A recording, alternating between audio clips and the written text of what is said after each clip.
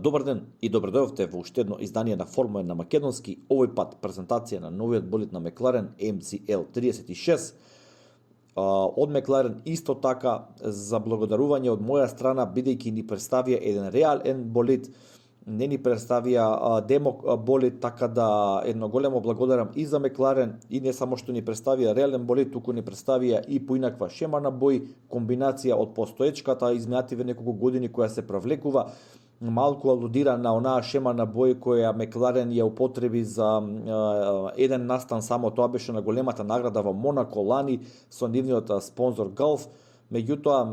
мое лично мислење, вака барем од студиските фотографии од оваа снимка што имавме од самата презентација на болидот, е дека е чекор назад во однос на шемата на бој, сепак тука станува збор за личен впечаток, и останувам делумно резервиран во однос на шемата на бој, бидејќи би сакал да го видам болидот на денско светло, па мислам дека овие бои можеби малку поинаку ќе се рефлектираат на денска светлина. Што се однесува до техничките карактеристики на болидот, гледаме пул род суспензија се враќа прв пат, барем Мекларен е прв болид кој представува пул род суспензија после 10 години, ако не грешам, можеби и повеќе. Едно решение кое дава почист, би рекол, воздушен тек на болидот, меѓутоа бара некои други компромиси. Гледаме дека во споредба со болидот на Астон Мартин има доста пошироки отвори за ладење и пошироки, би рекол, страници, меѓутоа го задржува оној традиционален Coke bottle shape или онаа форма на шише од Кока-кола, така популарно наречено, каде што напред се широки отворите за ладење, а потоа тие се втеснуваат во форма на шише и одат тесно кон крајот, кон задното крило. Гледаме дека Мекларен има дефинитивно инсталацијата на моторот и компонентите за ладење и останатите компоненти се поцентрално поставени и затоа има една грбка, би рекол, во својата шасија во кај поклопецот за ладење, потсеќа на Рено Алпин од минатата сезона, меѓутоа е оставено доста простор на подот. Треба да земеме во предвид дека сепак овие се нова генерација на болиди на Формула 1 кои се пренасочуваат кон така наречениот ground ефект, односно кон ефектот на уземјување, каде што мнозинството од потисната сила ќе доаѓа од подот, така да останува да видиме како ова ќе резултира на патеката. Од Мекларен веќе најавија прв голем пакет надградби за